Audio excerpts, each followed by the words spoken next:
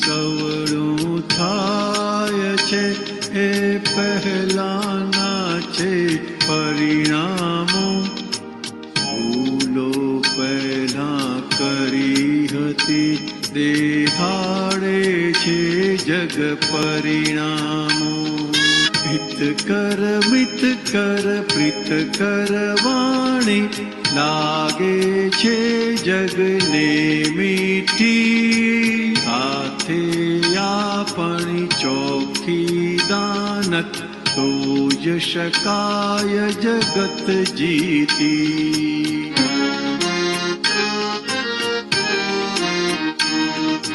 સૌને ફીટ થઈ તે સમજણ બાકીના હક ઉધામો. અથડામણ છે અણસમજણથી મૂળમાં અહમ ટકરાણો.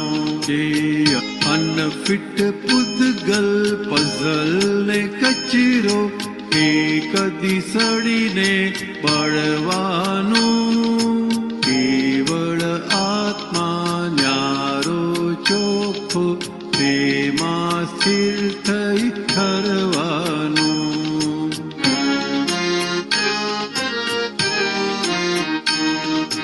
પોતાને જો જાતને જાળવ સરળ થતા સુખ પરિણામો. આપણે જગને ગમતા થઈએ માનવ થઈ જીવી જાણો. તે અવળું સવળું થાય છે એ પહેલાના છે પરિણામો. ભૂલો પહેલા કરી હતી દેખાડે છે જગ પરિણામો. ઉલટે સીધે જાય ગુચાઈ તે કૈયા પણ સ્વરૂપનો હે. 24 તીર્થંકરનું રુદિયું વ્યવસ્થિત જો દાદા મોએ.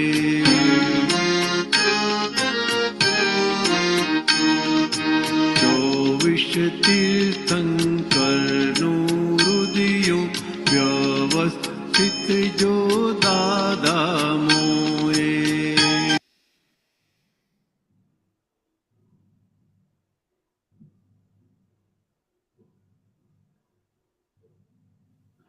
વિનેશ આનંદજી બોલો. વાત કરજો ને એના ઉપર પદના ઉપર. એટલે કવિરાજ શું કહે છે કે દાદા ભગવાન એવું કહે છે કે જે અવરું સવરું અત્યારે થઈ રહ્યું છે એ શું છે તો કે પહેલાના છે પરિણામો. એટલે અત્યારે જે રિઝલ્ટ આવું દેખાઈ રહ્યું છે એ તો પહેલા જે રિહર્સલ કરેલું હતું એનું અત્યારે સ્ટેજ ઉપર ડ્રામા ભજવાઈ રહ્યો છે. તો ભૂલો કરેલી ક્યારે તો કે બીજ નાખેલું ત્યારે. જયારે બીજ નાખેલા ખેતરમાં એ ભૂલ કરેલી હતી. અત્યારે જે પાક ઉગ્યો ત્યારે ખબર પડે છે કે ભાઈ આ તો આપણે પાકને ભલે બાવરિયા ઉગાડી દીધા. એટલે જગતના જે પરિણામો છે એ પરિણામો આપણને બતાવે છે કે તમે કેવી ખેતી કરેલી છે, કેવા પ્રકારના બીજ નાખીને આવેલા છો એ તમને દેખાડે.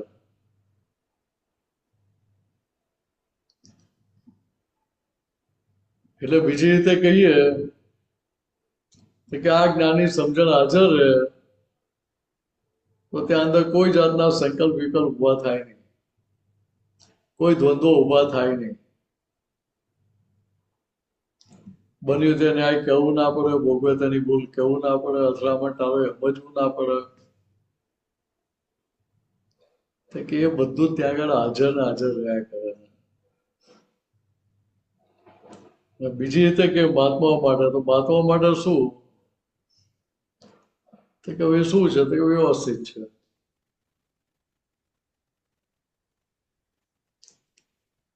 પછી એ છેલ્લે જઈએ આપણે સ્ટાર્ટિંગ થી વાત કરી લઈએ.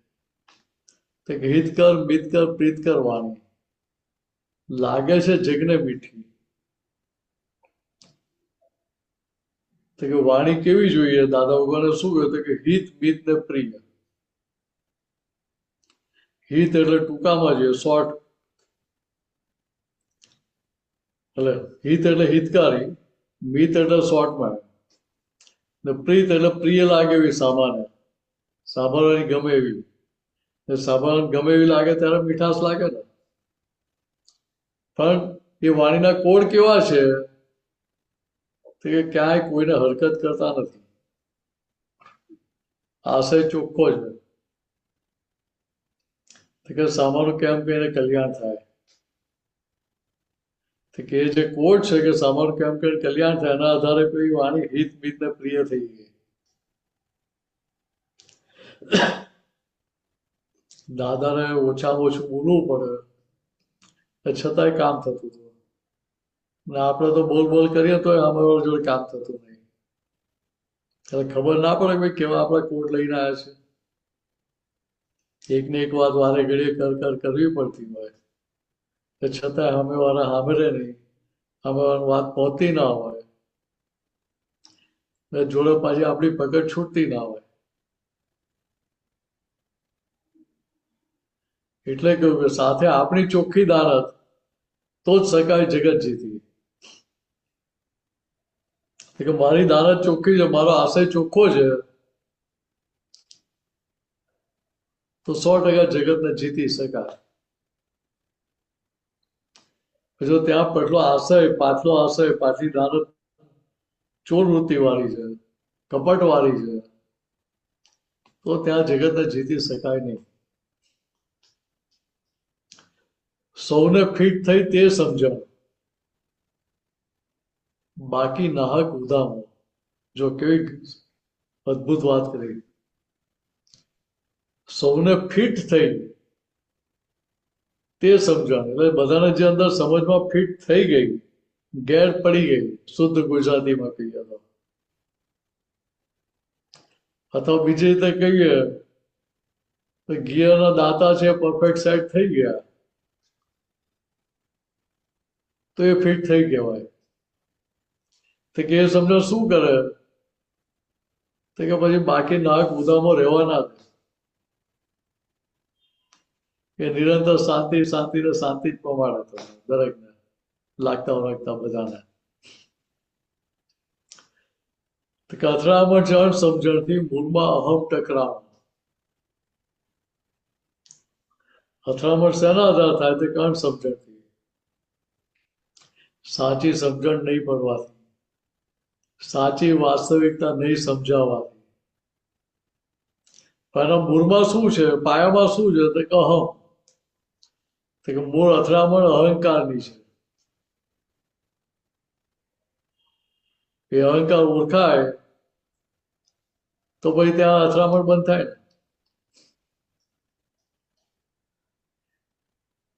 અનફિટ પૂતગલ પઝલ ને કચરો, એક દિવસ સડીને મરવાનું. આ પૂતગલને કવિરાજ શેની ઉપમા આપી? અનફિટ. પાંચમા આરાનો માલ છે ને, ચાર આરામાં બધું ચરામણ જે ચરાઈ ચરાઈને આવ્યો એટલે આપણો માલ તો પ્યોર થઈ ગયો, કચરો તો નીચે પડી ગયો. એવું જ હોય ને? કચરો નીચે પડી જાય કે ઉપર? ચાણીમાં પડી જાય, હા ઉપર રહે, પાણીમાં રહી જાય. તો કે અનફિટ પૂતગલ છે એટલે જ્યાં ત્યાં એને શું થાય? તો કે જ્યાં ત્યાં પઝલ ઊભી થયા જ કરે, ગૂંચ ઊભી થયા જ કરે, ને એમાંથી બહાર નીકળી ના શકે. એટલે શું થાય? તો કે જે પઝલનો જે કચરો અંદર પડી રહ્યો છે તે કે એને જ ગુણાકાર કર્યા કરે. આ દીપકાનજી આવા છે, હાર્દિકભાઈ આવા છે, પેલા આવા છે, પેલા આવું કરે છે, આવું જ કરે છે. કે મારે ત્યાં પેલો ટેકો આપ્યો રિપીટેશન એટલે એ બધો કચરો પછી સડવા માંડ્યો. ને બારે કોને તો કે આને જ બારે પછી અહીંયા જે સડીને મરવાનું જે કહે છે એ કોને કહે કે આત્માને સડીને બહાર જ એવું કહેવાય ઉપમા મૂકી ત્યાં કે જે સમજાય નહીં એટલે મને થયું કે એટલે પોતે જન્મ લેનાર થયો એટલે ભાઈ મરવું પડે ત્યાં એટલે પોતે મરવું પડે ભાઈ ત્યાં એટલે ભાઈ અમે એનો જવાબ આપ્યો કેવળ આત્મા ન્યારો નોખો ન્યારો ચોખ્ખો તેમાં સ્થિર થઈ ઠરવાનું કે આત્મા કેવો છે કેવળ આત્મા એટલે આત્મા છે બીજું કશું જ નહીં કે સિવાયનું કોઈ પરમાણુ જ નહીં એ કેવો તો કે ન્યારો અને ચોખ્ખો એ કશામાં મિક્સઅપ થાય એવો નથી પ્યોર છે તો કે હવે શું કરવાનું તો કે એમાં સ્થિર થઈ જવાનું એમાં જ ઠરવાનું એટલે પોતાના સ્વરૂપમાં સીજવાનું છે કહું ને સ્વરૂપમાં સીજવા દો ક્ષણે ક્ષણ જીવવા દો તો કે સ્વરૂપમાં સીજવાનું છે એ સીજીએ ત્યારે પેલું ઠરે પણ શું ઠરે તો કે આ પૂતગલ ઠરતું જાય એ સમજણ જેટલી ફીટ થતી જાય એટલી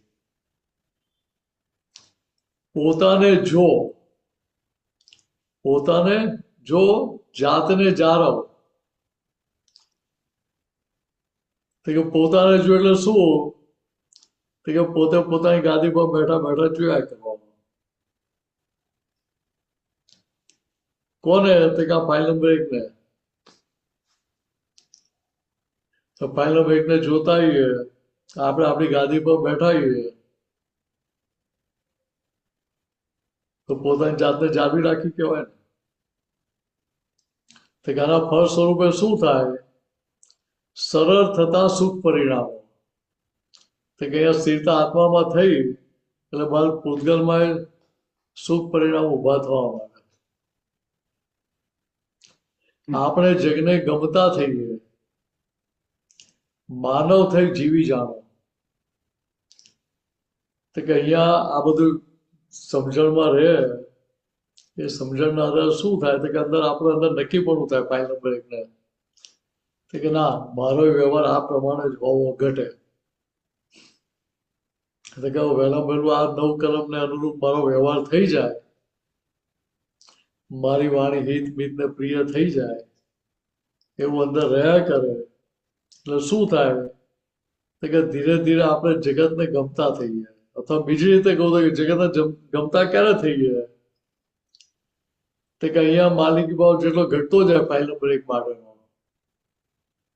પોતાપણું જેટલું ઘટતું જાય એટલા બીજાને ગમતા થઈ ગયા આપણે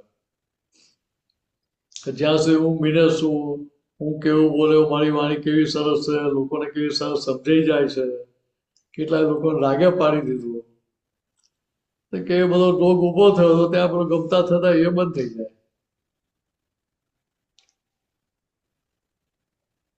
ને એ બધું થાય તો માનવ થઈને જીવીએ ના જાણીએ પાછા કે ત્યાં ભાઈ અહંકાર મમતા રાગ દ્વેષ બધું ઊભું થઈ જાય આખું ચક્કર વિશેષ સાયકલ આખી ઊભી થઈ જાય પાછી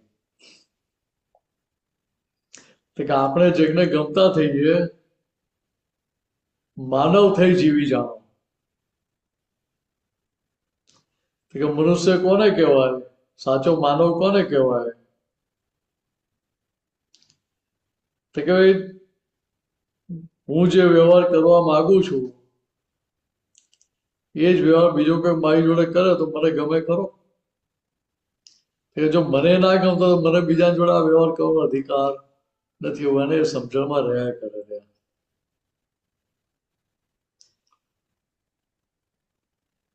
અથવા એને ત્યાં સામેની વ્યક્તિના વ્યૂ પોઈન્ટ સમજાય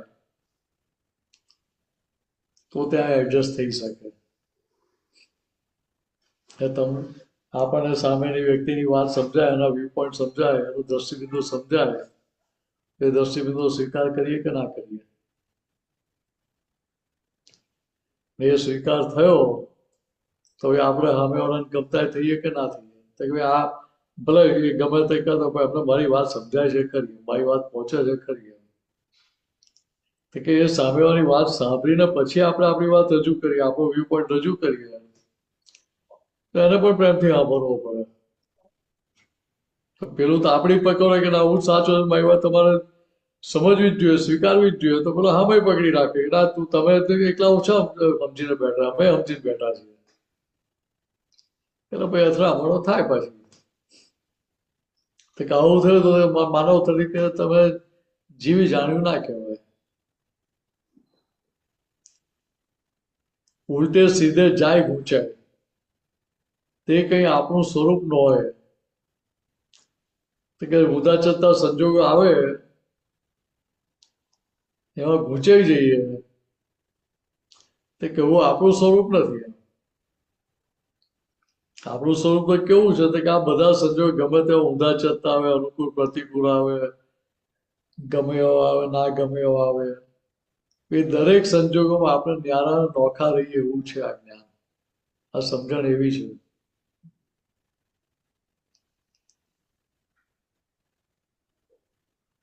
તો હવે જે વાત કરી ને છેલ્લા વાક્યમાં,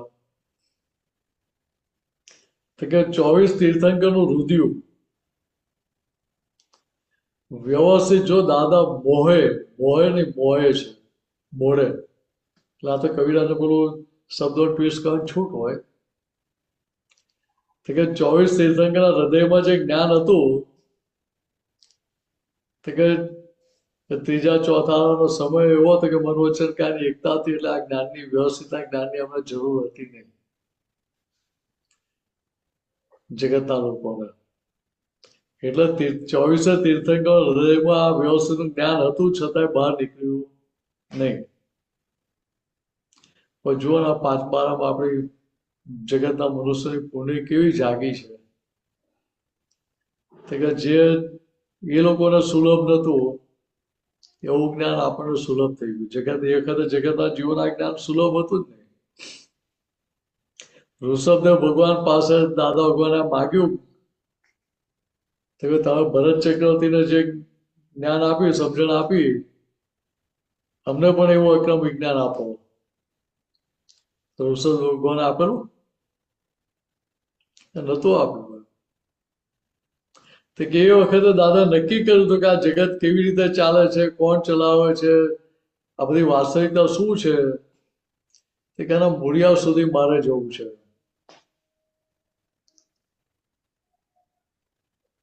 એટલે કવિરાજે લખ્યું ને તો કે કેટલાય તીર્થંકરોની હાજરીમાં અમને મોક્ષ મળતો હતો, અમે લીધો નતો. કહ્યું ને અમોને મોક્ષ મળતો તો છતારો કાઈ ગયા જાણી અમારી ભાવના જ હતી જગત કલ્યાણ કરવાની.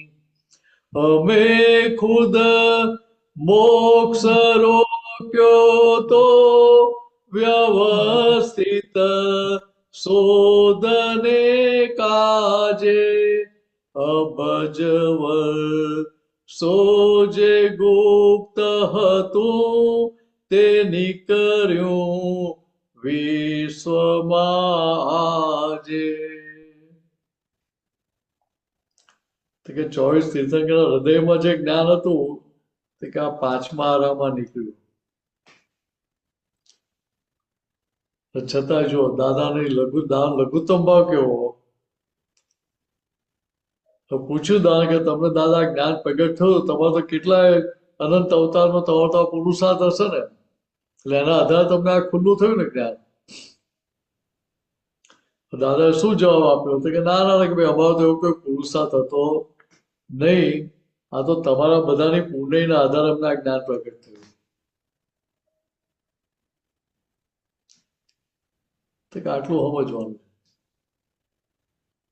તો કે ત્યાં દાદા વ્યવસ્થિત સમજીને બેઠા, એટલે ત્યાં પેલી ક્રેડિટ ખાઈ ના ગયા. કે ભાઈ અમારો આ પુરુષાર્થ હતો. આપણે એ જ્ઞાન સમજવાનું છે.